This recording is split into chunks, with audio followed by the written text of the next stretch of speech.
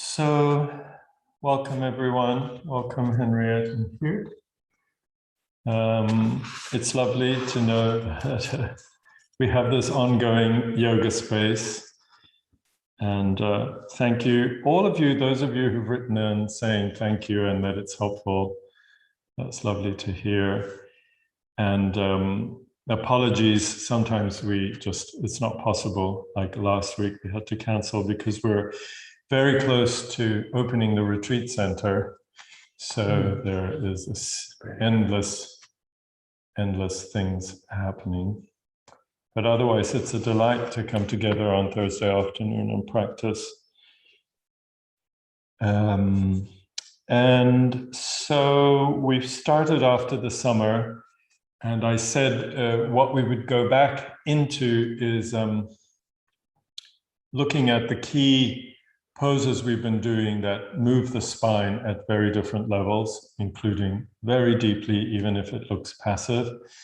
And we're going to pick up the essential standing poses, because those two series of poses help us then open the door to go deeper, which we have started to do in the classes from spring and winter. We started to look at deeper back bends and front bends and sitting poses. So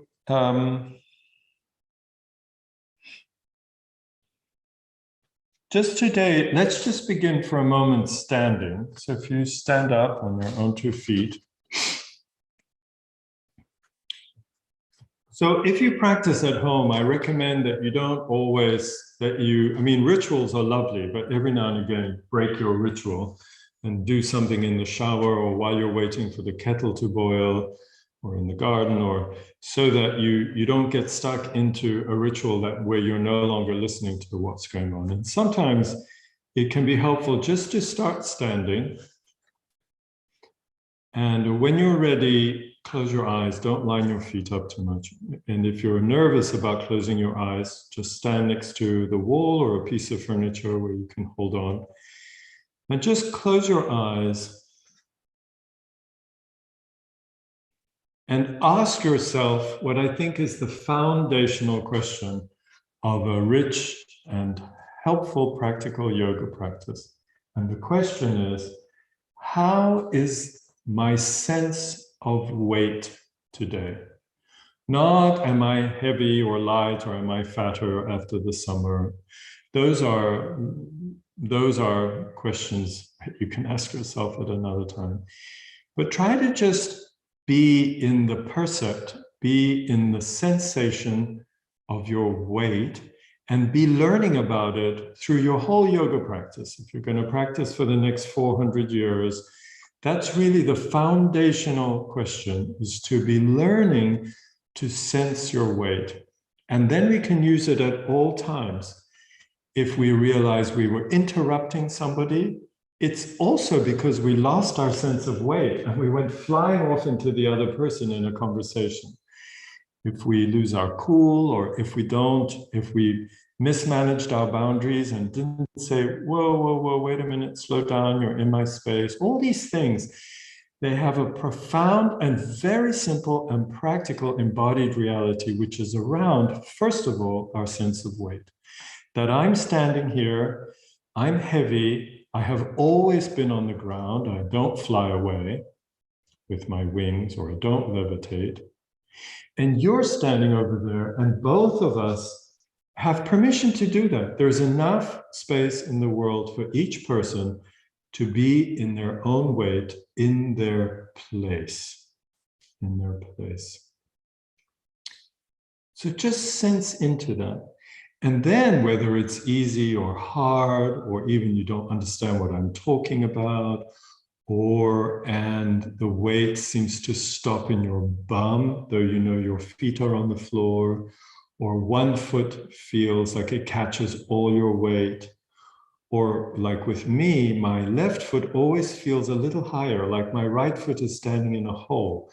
Those have to do with the inner ear system and the way we actually then map our weight in the world, and it's visual, it's auditory, it's olfactory, it's marvelous. And all embodied practice and the yoga poses, you know, are drenched in the fact that we are beings which carry our weight. And so we say that, we say, you know, we use the word burden, or we say, you know, let me help carry that with you. I know you are grieved, let me help carry. So just eyes are closed, first of all, and you're just touching into the sense of weight. And the first question is, how is it? So it's very available, it's not because I was rushing around and I'm not here, or I just woke up and I feel like a blob on the floor, all the different availabilities of sense of weight. And then the second question is, how does it fall through my body? My body is weight, but how is it falling through? Through the front, more through the back, more the left, more the right. Those are obvious ones. But it could also be that you feel that it just stops at the back of your head. The rest of your body feels it's not there, or it's light as a feather, or all the variations. And don't limit yourself, like there's no weight in my arms, or there's a lot of weight.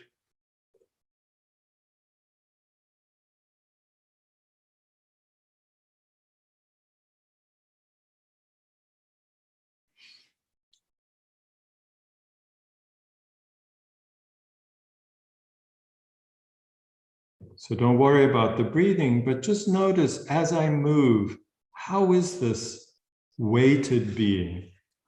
How am I in my weight today? And then when you're ready, if you haven't already, open your eyes and see what changes. So opening the visual field means having a visual world.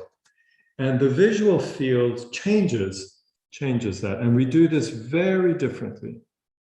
Some of us feel more grounded in the presence of another person. Some of us feel completely not. You know, we have very beautiful and personal stories with our resources and our woundedness. But I open my eyes and look around, and you may be alone or with other people, or there's your favorite chair or the window or the photograph of your grandmother. All these things, you know, change how I am in my bones, in my gut.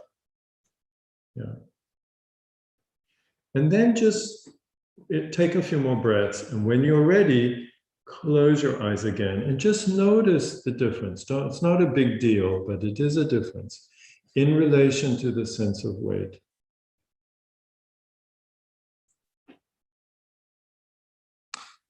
Yeah. Yeah.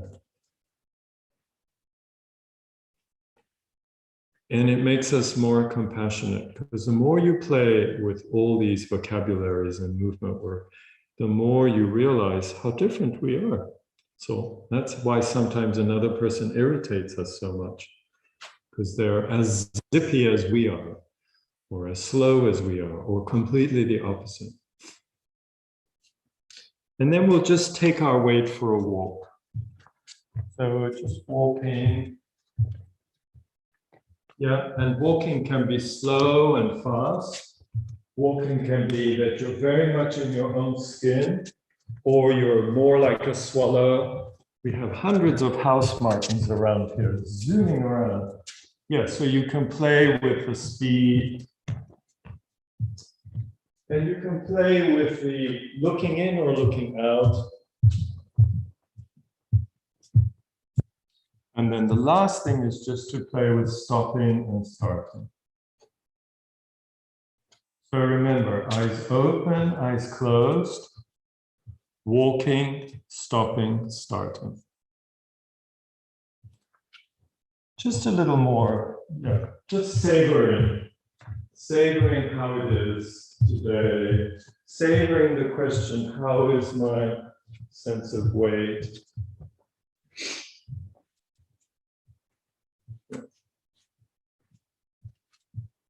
And this coming to stop and then going into going are interesting displacements of weight.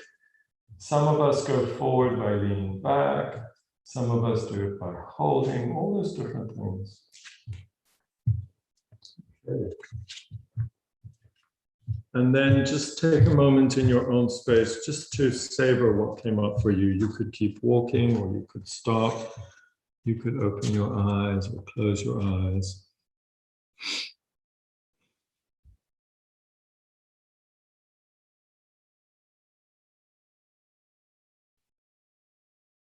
How is my weight? How or where does it fall? Okay, so if we take it to the floor, I would say the habit is to line yourself up on the mat. But I would say it's more helpful if instead of lining yourself up on the mat because it's rectangular and it makes you feel safe that you can do your yoga, I would just lie down and stay with a sense of weight. And later you can line things up or you can do things that you've discovered are helpful for you. But at first we get horizontal on the floor. And you just, legs could be bent or straight, whatever you like. Arms can be where they are. And then you feel how the weight of you is now going to the floor, but it's very different because each of the parts goes independently to the ground.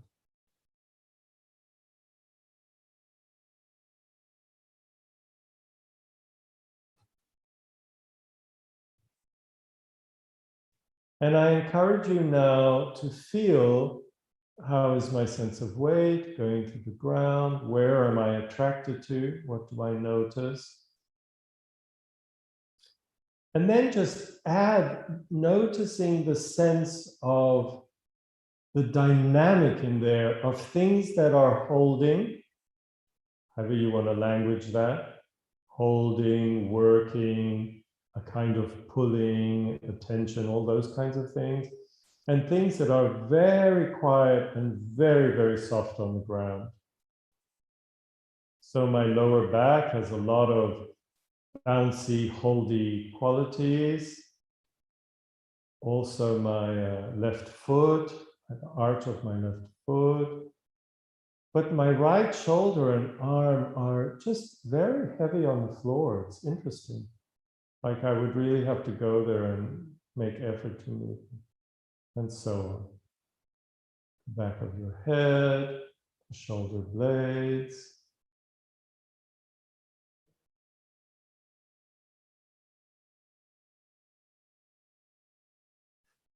And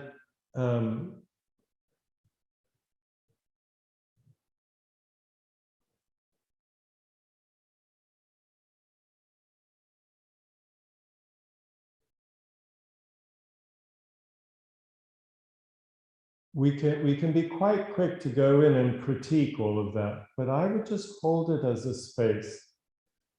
Through the first piece of vocabulary, which is the weight, we begin to discover places that are at rest or even too much rest, collapse, and places that have all sorts of kinds of tension and holding all the way up to being in pain. Just stay open to that. Then I would invite you to bend your legs and plant your feet, if you haven't done that already. And here you can decide, I would say don't have them too far away from you or too close, sort of a middle place, to your bum and also to each other. So a little bit wide so that you're not struggling to keep your legs up and not too close or too far. And then bring the arms quite wide, so not higher than the shoulders, but away from your sides. Yeah. And let's just wobble the head, very easy from side to side. And as the head wobbles, feel the weight of the cranium, so the weight of your head with its funny shape, rolling around on the floor. and feel the weight of your chest and feel the aliveness of your feet, the weight of your pelvis, and you're moving your head. And you can let yourself swallow and breathe. And as you move, if you discover, oh, I wish I had a bit of support under my head, then you can get a book or a folded blanket or towel, and then in future, you can have one nearby in case you need it again. Never too much, it's always a centimeter or two, but rarely more unless you have a real, issue in your back that you're needing to support. So the head is moving, maybe you put a bit of support. Okay, now the head comes to rest, and now we let the knees move or the legs move so that both legs go in the same direction. Don't make it too big at first. A little to the left, a little to the right. And when you're ready, play by letting the head go in the opposite direction. So legs go to the left, head rocks to the right. And it's not a repetitive military movement, it's an exploratory movement. So my pelvis is going one way with my legs, and my top neck bones and my head are going the other way. And we're heavy.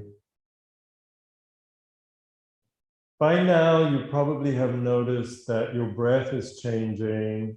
So just enjoy noticing with a sense of weight and these early movements we're making. We've done hundreds of variations of these, so you can invent. Now I notice that my breath, instead of telling my breath the correct way to breathe, I'm just noticing that my breath is being breathed. It's happening. And it's moving my body.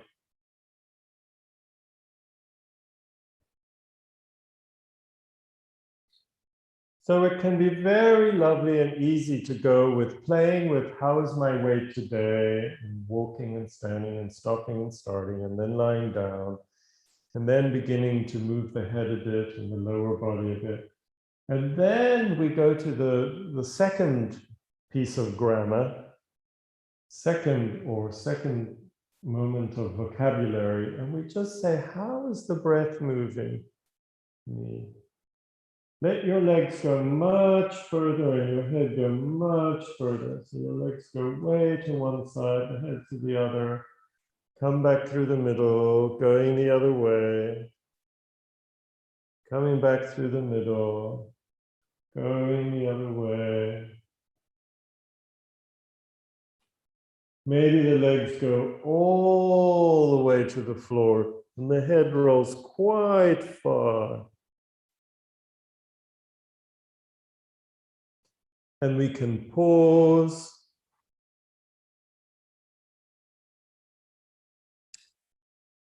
So through the weight and then noticing the breath, we've opened the gate to the garden of the body, and we are in the garden now. We're no longer looking at ourselves, wondering how to begin, wondering if we're an amazing yogi or if we're going to levitate or bilocate. We're in the garden. And so we notice this other third vocabulary, which I would call nearness.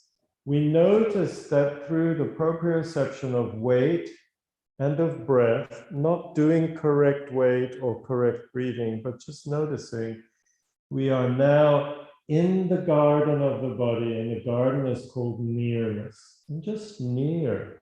I'm not looking at. I'm away from performing, and I'm in the spirit of participation, which is, I think it's what our embodied being gives us in life. It gives us the possibility to participate. Legs are rocking, head is rocking, we have the weight, the breath, and nearness. And just as you're about to fall asleep, or you start to think, this is a stupid class, we're not doing anything difficult, we're going to change. So those three things: weight, breath, nearness.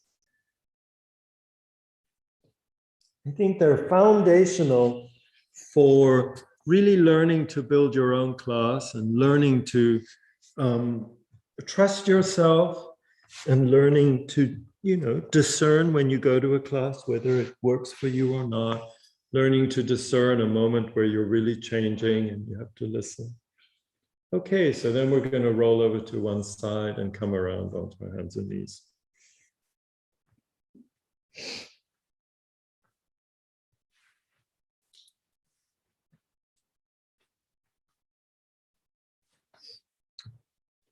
Yeah.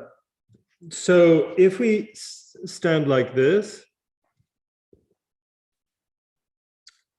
you can see that here my spine is free to move. If you look at me, my spine is free to move, but my limbs are the ones that are making roots on the ground, and they're not so free to move. So here is where I'm making my roots, and here is where I have my branches or wings.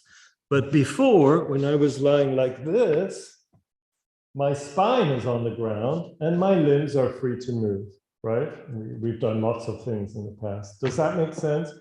So in fact, all the yoga poses are built like that. They have counter variations. So we were working like this, and after a while, we changed it around. And now we're on our hands and knees, and the spine is free to move. And we're just going to let the spine sink down.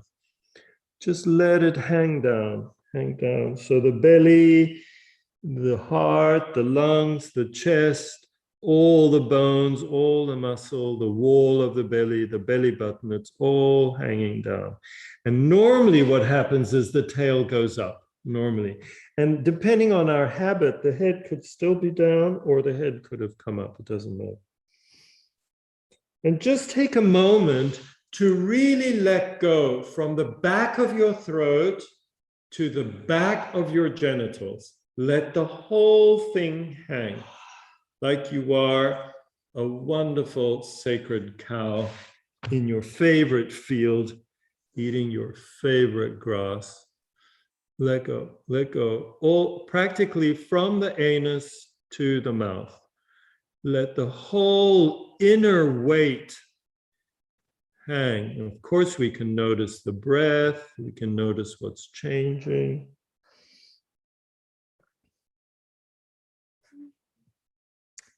Great. And now your tail starts to be heavy.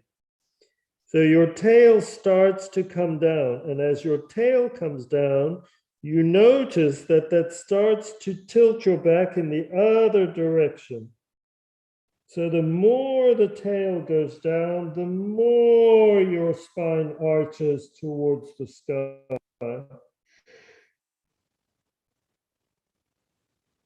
Until the tip of the tail and the tip of the head are so heavy that your spine has blossomed into this huge arch. That's beautiful. Now we're going to do it from the head. So here you are, way, way up, very heavy tail, very heavy head. Now the head starts to float up. Don't change your spine. The head starts to float up, and there's a moment where you can feel the head affecting the neck, affecting the upper ribs. And as it starts to move the ribs, just let them get heavy. So the head, so it's like you hang down from the upper ribs all the way down to your tail. Yeah, and your mouth is hanging open, and now your tail is very high. Beautiful. And now we're going to go down to the elbows. I saw a cow go from standing to lying the other day in a field. And it did it, but it did it this way. It went like this. It was amazing. It was so beautiful. So we let one elbow go down and the other. And we let the forearms rest on the ground like the lower legs. And then again, where were we? We were down with all the layers. And now we let the head and the tail come down. Take your time, it'll feel different. All the way down. And that's what's arching the back, the weight of the head and the tail. We're not squeezing the belly or making something forced, maybe until the end. And the spine curves and curves and curves. And the head hangs and hangs and hangs. And now we go the other way. We let the tail go up and the head, and we let the spine hang. And we rest into the elbows, completely rest.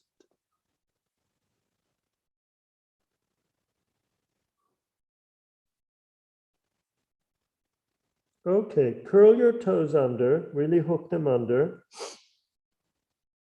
If this is a new movement and you haven't come to a bunch of other classes, you can have a look, of course, at me. I really hook my toes under as much as I can. And then I lean back into my bum. So my thighs, my femurs are leaning backwards, but not so far that I go back all the way with my bum to my heels in child pose, for example.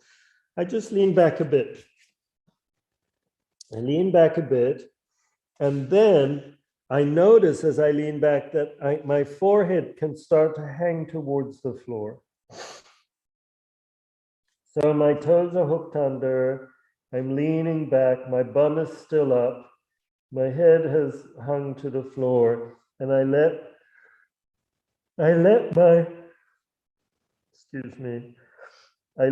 my arms go forward a bit so that I'm really hanging down from my tail in the air, my squirrel's tail. I'm really hanging down all the way through the spine, the shoulders, the arms. Yeah. So there is a moment where you may not realize that you're holding in your shoulders. And the simple way is to just walk a little bit forward and sometimes a little bit out with your arms. So your elbows are no longer the prop. It becomes more the forehead and the knees, and the elbows are just part of a releasing to the floor.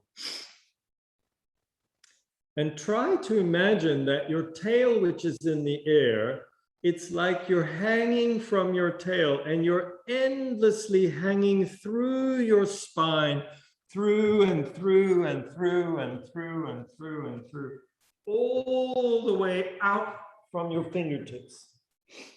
Out from your fingertips. If this hurts your shoulder, both or one of them, you can tuck your arm under your chest. If it's very uncomfortable, I've shown this before in other videos, so you can have a look for them, especially in the earlier ones. You can work standing at a wall. So Henriette's purple mat would be the wall, and she would be standing, leaning into the wall. But now we're just trying to let go through. Is that okay? Yeah. And I'm wobbling her, but you can wobble yourself a bit.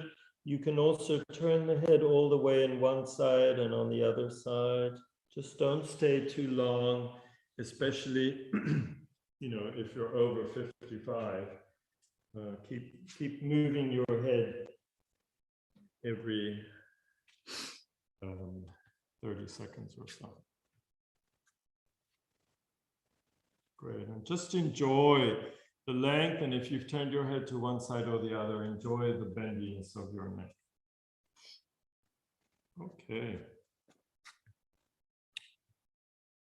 Okay, we won't unpack all of this as we have done in other classes, but from here, then with your tail up in the air, from your toes that are hooked, you're going to push from the toes, and you're going to start traveling through and coming up through with your head. Hook the toes, through with your head. Yeah. So watch me. One important part is not to stay flexed around the shoulders. Do you see like that? That's just a thing we're so used to doing because we're grasping with our hands. You want to let the flexion in the shoulders go. So you open as you come through. Yeah, so instead of being still here and shaking and looking grumpy, you come through all the way through. That's one thing. Then the other thing is learning how low the pelvis can go. So if it's not painful, you can try. You can let go completely. And it could feel a bit pinchy in the base of the spine, but you're not damaging anything. But that's one aspect of it. That's a very hammocky one end of it. The other end would be to be more like a Kung Fu or Pilates or hard in the belly. So up here, right? Or too much, folded. So, but there is a kind of springy in between, and we find it through the toes and the head. So if your toes are awake and your head is open, yeah, your belly wakes up by itself. Great. And both heels go back, so both knees come off the floor. And it's the same, not too hangy, not too uppy, but kind of zingy in the middle. Zingy in the middle is the Sanskrit for alive in the middle. Yeah. Then we put the knees back down and we just go back. We just go back. Just go back.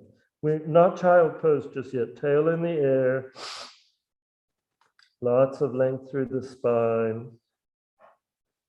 Then pushing from the toes and traveling through again, traveling through, traveling through, traveling through. Heels go back, knees come off the floor, zingy in the middle, awake. Now bend the knees slightly and just let your bum sail up into the air. Keep the knees bent.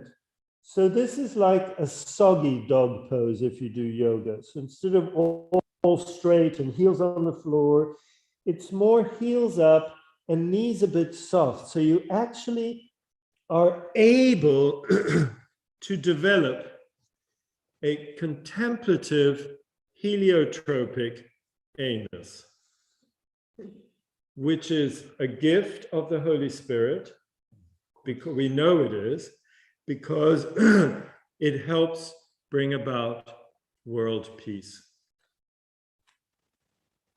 So yeah, but that aside, when you're on your big toe with your, like Henriette is, with your heels up in the air, and you really are able to be up with your tail, it's then that you start to learn that your spine is, look at that, do you see what just happened? Your spine is much more bendy than you think.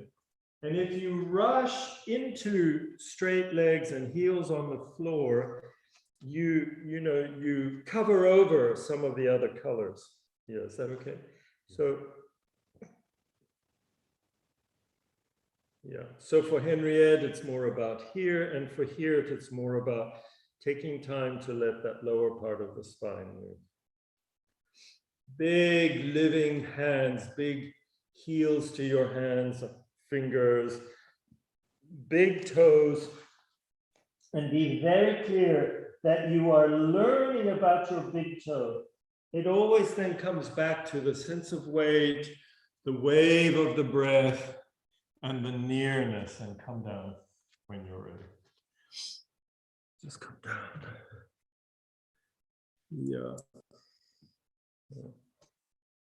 Okay, so if you want to have a little break, and you can stay up, or you can just fold forward, whatever you like, just to let go for a minute.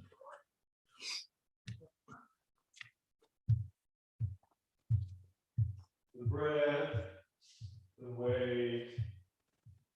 So child pose is a counter pose.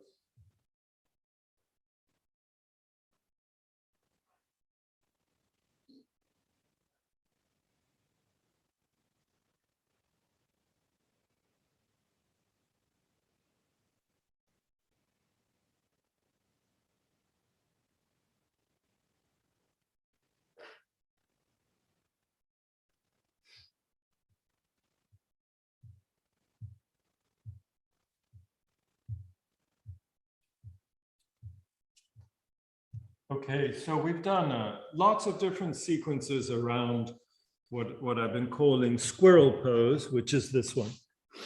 Squirrel pose. And it's a wonderful antidote to child pose, which is the one you've been doing probably just right now where you see Henrietta here doing. So then we have cobras and dogs, all those wonderful things. Let's just do similar, but with the elbows on the floor. It's quite a strong pose, so don't force. And if it feels too much to have your thumbs on the floor, you can also do it a little bit like this for now with the thumbs up. It's up to you. So toes hooked under, elbows on the floor. When you're ready, your elbows, hands, knees, and toes will be very rooted. And from an inner push into the ground, your tail is going to go up. And keep your heels up. And keep traveling through. The spine will lengthen without you having to straighten your legs. That's a later thing, if necessary. So, and as the spine lengthens, we feel the belly structures wake up. That looks beautiful. Here, maybe you can walk away with your elbows a bit. Yeah, it seemed a little, that's it. Yeah, so you have a long elbow dog triangle that you're doing, and your tail is going up, you're on your big toe, you're really bending the big toes, and the legs are getting longer and longer, and the spine is getting longer and longer as your tail goes up. But of course, you're making more and more roots, and you're learning to just be rooted as you lengthen on the wave of the breath. You're learning not to look at yourself and shape yourself. I mean, there are things about shape and detail that are helpful, like the toes with the heels up in this case. Wobble the head a bit. That looks good, Henriette. Yeah. And it's a work. You may not be able to come right up in the beginning. You know, you may be way forward and bent, but over time, you learn to push from the elbows and to reach with the tail and to come through the spine right here. Yeah, remember I put my head here. Yeah, it's a... This is like hanging from a tree, but the tree is on the ground. It's an upside down monkey thing. Yeah, beautiful. Yeah, come down before it's too late.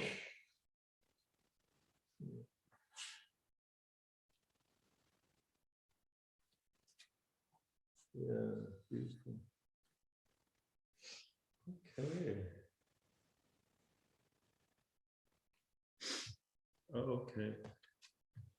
So resting, and then a couple of breaths, and then just come up to standing.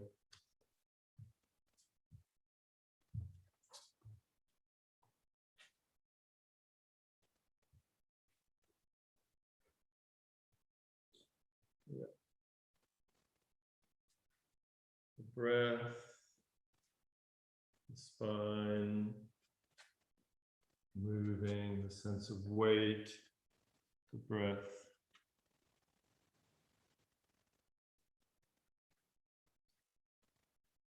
Okay, so here we are standing again, and how is your sense of weight, and how is the weight falling? And noticing the difference. It's not better or worse, it's just noticing the difference. That's what the practice is about. It's about daily life. It's not about doing some strange movement.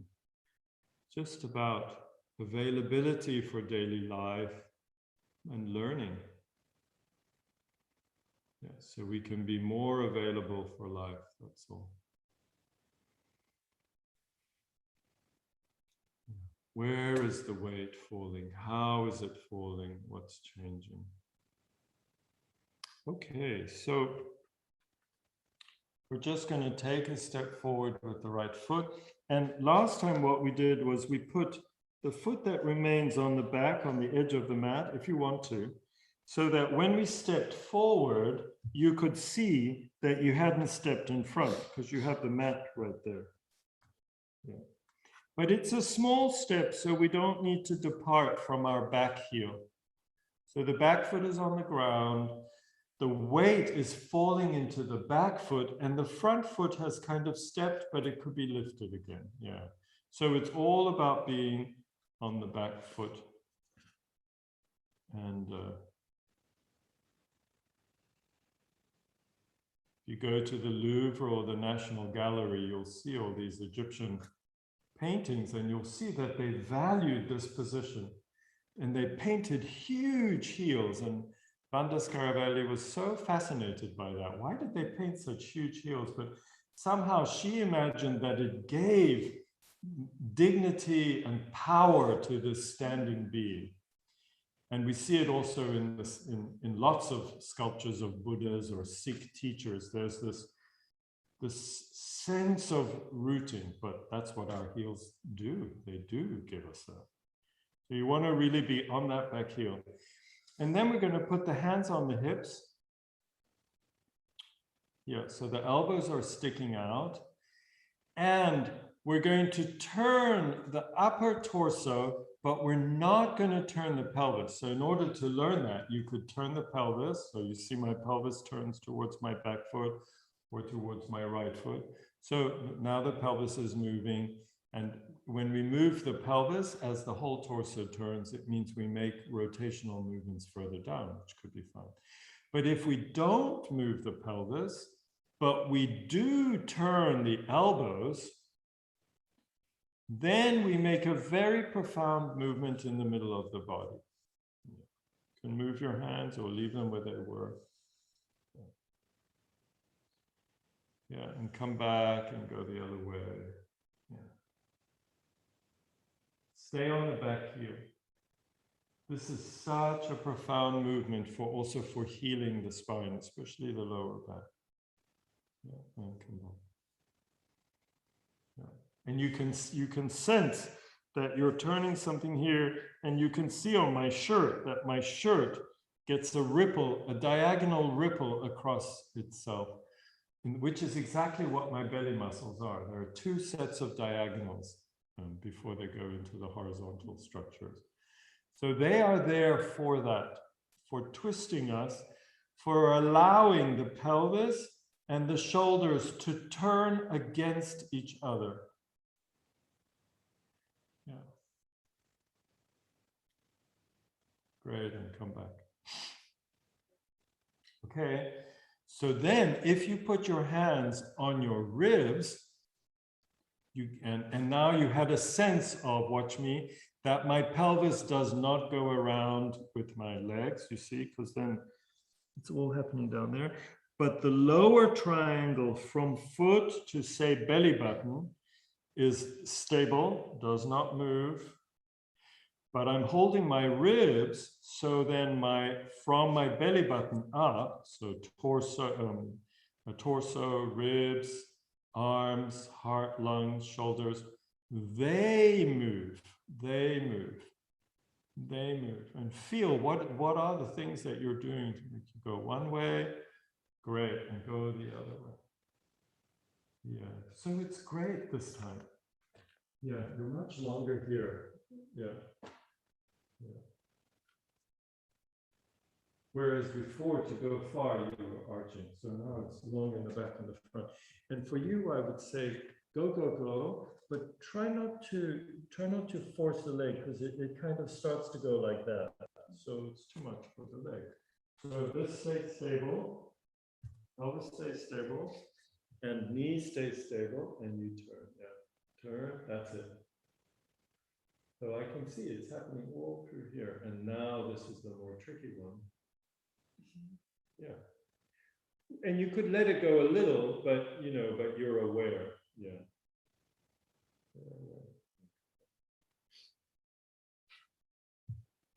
Yeah. Yeah, let's do the other. You could go for a walk or just change legs. It's up to you. Just whatever you need so you're not getting all hypnotized.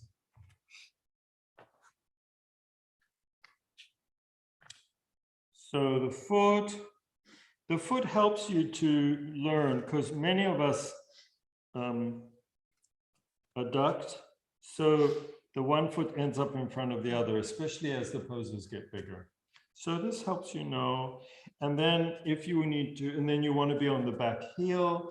And if you need to turn the foot out a little, all of that's fine. Just learning what you need. Then you're on the back leg, hands on the pelvis. And just making those rotations. Moving the pelvis if you want, and then not moving the pelvis. So you really get used to that feeling that the pelvis, it can really separate itself from the upper body. Very nice. And yeah, and then we put the hands here. Yeah. So the mudra, this is a mudra, touching my body, closing a circle.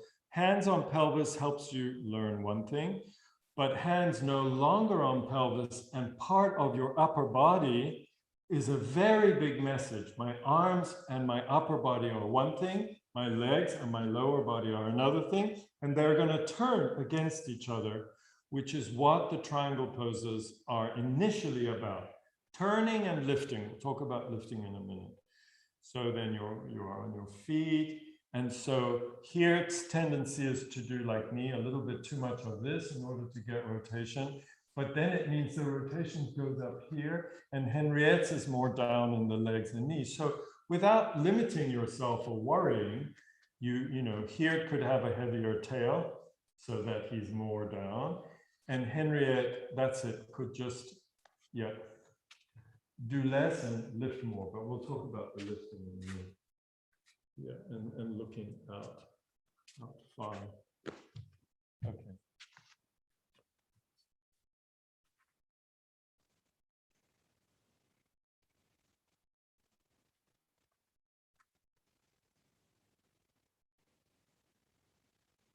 Very nice. So that's nice because there's the last bit where the pelvis goes with, but it's like you choose, so you know. Here it wasn't moving, and then, oh, now it starts to move. Yeah. Okay, so we almost did all the poses in yoga. We started with standing pose with our eyes closed, listening to the weight, noticing that we're rocking and breathing, and that we can be near. We don't need to be looking. And then we took it to the ground, and we looked at basic, very soft front bending and back bending. And now we've started to look at the progression. In yoga, very often the progression is learn how to lie on the floor and then learn the unfolding of the standing poses, which begin with mountain pose, Tadasana, and then they go into the triangle poses, which are about walking. And they look all complicated, but they're not. The first variations begin on the heel of the back foot. And we are separating by rotation and up and down this part from this part. Watch me. So if I do like this, I have separated nothing, right? The whole thing is one block and it turns. And this is not what adults do when they walk. They don't do like this. Babies do like this, and chimpanzees do like this, even as adults. But we develop a lower back curve, which chimpanzees don't have, and it's connected to the way we use the world. And it's this lower back curve which gives us the possibility of separating these two things, which has profound implications for breathing and walking. Because by separating the upper and the lower when we're small babies, we develop the beginnings of a diaphragm for breathing, the big dome for the diaphragm and the central tendon. So I can have a down and an up, and then it shows up in our behavior. So in triangle pose, we have the lower triangle rooting to the ground, and the upper triangle, that's why we put our hands on our hips, rotating while that's still, but I want to just add that it's lifting. It's lifting and rotating, not necessarily arching, but lifting. So play with that. We root down into the heels. We put our hands on our ribs, And there is a quality of lift or lengthening out of the rooting. Or for some, the more I lift, the more I feel my roots. But in any event, it's a two-way movement. Yeah. And so I root and I lift, and this is very, very basic biology of your spine. That's what allows me to rotate. It's actually what allows the lumbar vertebrae to make a movement. This looks fantastic. Yeah, and you can have fun. You can look more up and see if it helps, or you can try and lift while you look down. You can be more in your heels because we have so many patterns, so many patterns. Yeah. Yeah, because some of us live like this, if I totally exaggerate, right? And some of us live like this, if I totally exaggerate, and variations. So then we have the wars of the triangle poses and tight anuses. But our patterns can fit between the root and the wing, the root and the branch. And we see in triangle pose, as we root and wing, we start to have this place which is free. So we don't have ribs that do this, because that would mean that we're meant to be a sea cucumber or who knows what, right? We don't. We actually have muscles that mimic these ribs. We have striated muscles in the transversus abdominis, quite deep in the belly, that mimic the ribs and allow for this amazing thing we do, which is rotation, which then becomes penetration and depth of space and gestures like I love you or stop or all that stuff, right?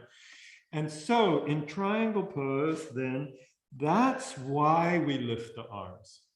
Okay, it's not about the stiff or the up or the down. I mean, those are all details around, but we lift the arms because they lift me. And if you look at women, indigenous women and men walking very far, like Maasai warriors, or women walking to the well in Zululand where I lived as a kid, they walk like this. They really swing their arms and they walk for kilometers with heavy weight on their heads, because the swing lifts and separates for the action of walking. So in triangle pose, that's what they invented.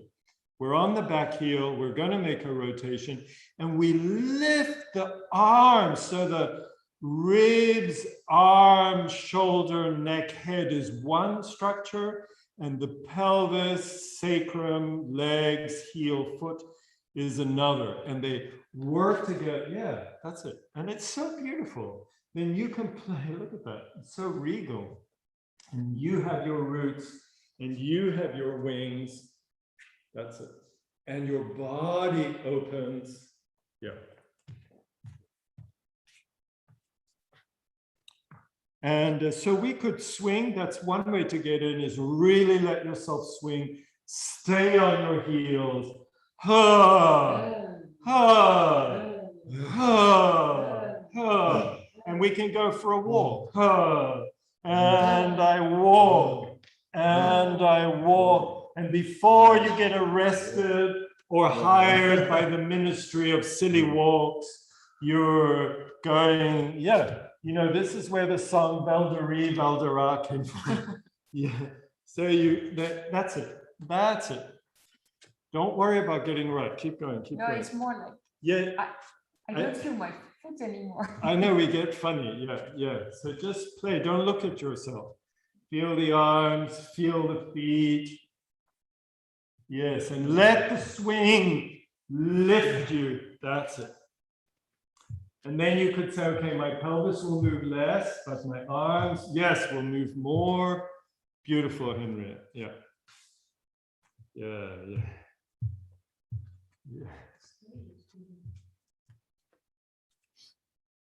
Yeah. I mean, it moves the upper spine, doesn't it? Yeah.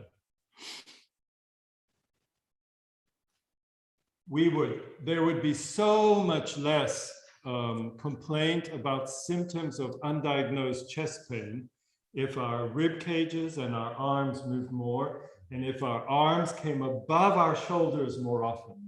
You know, because the arm, pulmonary, cardiac structures work together inside. They rotate and they move against each other. But if we're like this the whole time, it's deadly, you know, it's stagnant. That's beautiful.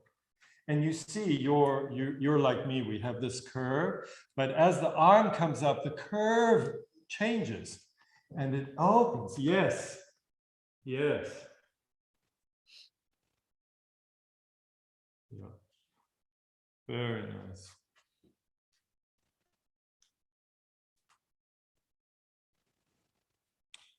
So we'll come round back to the thing we did last time, which was to amplify the steps. So the variations in triangle pose have to do a lot with amplifying the step and bending the front knee. Because the bigger the step, the more I have to rotate, the more I bend my knee, the more the different parts relate to each other. So that's one thing. But then there's another series of poses, and we'll close with this, is where instead of remaining on my back foot, I start to let my weight come to my front foot. And that's when we have the warrior balances and the moon pose balances and things of that nature. So that's what we're going to do. Instead of staying on the back foot with that whole group of poses, we're going to just let the foot go a little bit more forward than it was that first time. And feel when you're back on your back foot, and then feel when your heel comes up and it allows you to come onto the front foot. It's a completely different thing. So we're just going to do that. We're going to come forward, use the bend of the toes, keep a long line through the body, and we just let the arms go up. So we have this long line from the heel up through the spine to the arms, and then play. You could be more arched. Yeah, this is more like a Russian ballerina, more arched, or you could be less arched, and it's more like an English or Italian ballerina. Yeah, there were different schools. So the more we arch and open the shoulders, the more emotional it feels. So you have Nureyev. The more long and kind of contained we are, the more we have the famous English ballerina. I can't think of her name right now. Margot Fonteyn. And that, huh?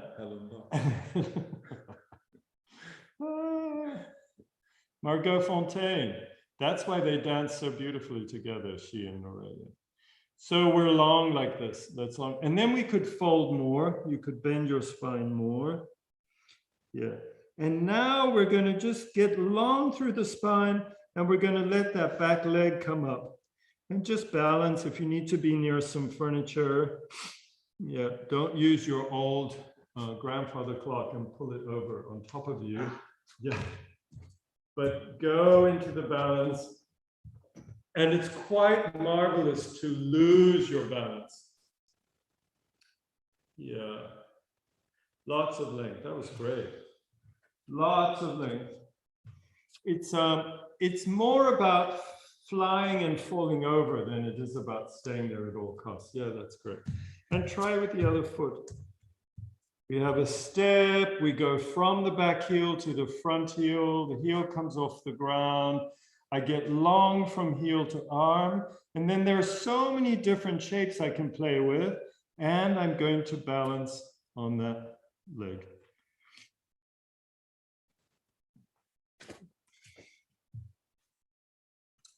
Great, and the mouth can be open. And try not to focus too much on the floor. Yeah, but to be really open, you could be in your back, you could be in the top of your head. Yes, you could reach for the chocolate or the plate of pasta. Yeah. Great. Great. And then we'll just close because everyone was already doing it. Watch me. As we go forward, we have a choice like we did in triangle pose for the pelvis to not move or to rotate. Okay. So we weren't moving, but normally as we go, it starts to want to do that. So we'll just let it open like this. Just let yourself open. Yeah. And reach with that upper hand. Yeah. And huge foot. Huge foot and lots of space in the armpit and lots of space everywhere. Yeah. Very nice. Very nice. Don't hold, just go. Go. Yeah. So to close, here we go, to come back to the weight, it looks like, just take this as your parting thing. It looks like, watch me, it looks like I'm going down. But if you do that, you have your reward already, it says in the gospel.